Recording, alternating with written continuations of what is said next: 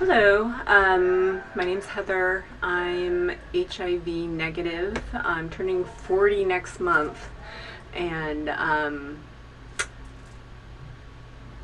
just can't believe how much HIV has changed in the years that I've, been alive. I remember HIV when I was a little kid. It was basically, when I was growing up in the 80s, it was jokes about Rock Hudson and Freddie Mercury and that sort of thing, and it was really shaming and body shaming, and it was wrapped up, I think, with people's discomfort with queer people, and really a death sentence, and I was terrified of it. I mean, I grew up really afraid of sex because I was afraid of getting HIV, and now I'm just really shocked, and I feel really grateful that HIV has become this chronic condition. I'm a journalist. I've written about HIV. I've talked to guys. I talked to this one guy who was just so sweet, and he had HIV for 25 years.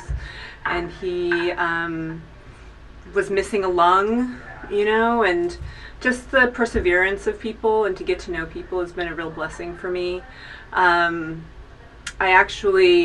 This is my book. I am doing a book on HIV and pregnancy, and basically talking about PrEP and treatment as prevention.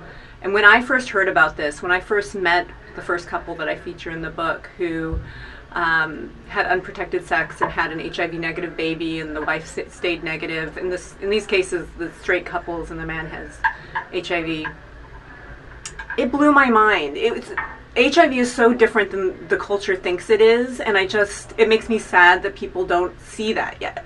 The culture hasn't caught up with the science. And for me, if I hadn't written this book, I don't know if I would know it. You know what I mean? And every time I talk to people who are not in the HIV community and I tell them that this is possible, they're shocked. And it shows how far we have to go yet, that this treatment of HIV as something different and scarier and worse than any other disease is still there. It's still prevalent, and I think it makes it really hard for people to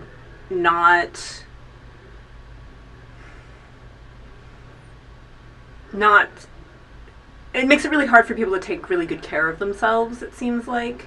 And like one of the couples in my story, they're anonymous because the guy is still in the closet about having HIV, which I understand, I get, that's not from nowhere. And what I just pray for is more freedom and more happiness and more ease for everyone, for all of us around HIV.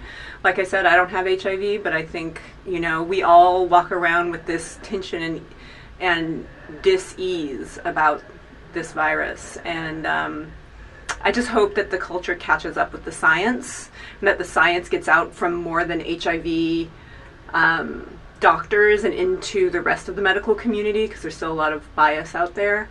So that's my take on it. Just a quick plug, my book is called Positively Negative: Love, Pregnancy, and Science's Surprising Victory Over HIV. And I'm just really grateful for the researchers and the really brave couples that have changed what HIV is like in the world today. So, thanks.